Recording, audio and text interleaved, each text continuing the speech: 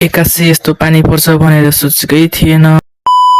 Hello guys, welcome to my new blog. I hope कि सबैजना सन्चै हुनुहुन्छ होला। म पनि सन्चै छु। आज बिदा भयो कारण आज पुन्टेले नुहाउन पर्छ भनेर बाहिर गएको त मेरो चप्पल नै छैन। यस्तो घाममा नि खाली खुट्टा बस्दा त आगोमा खुट्टा पोलेको जस्तै भइरहेथ्यो। चप्पल कहाँ गयो भनेर डाँडामा गएको त दिदीले पो लगाएर रहेछ। भाइ नि पुन्टेसँग नुहाउँछु भनेर सँगै नुहाउन लायो।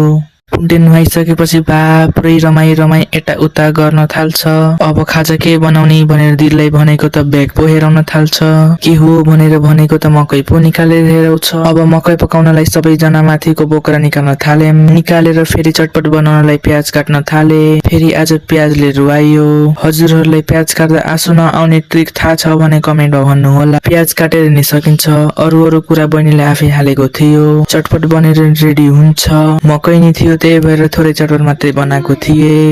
चटपट खाएर नै सकिन्छ।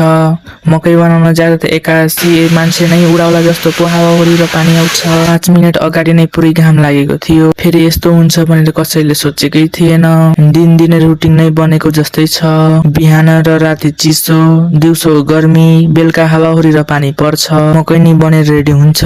आजको लागि यति नै। By by guys.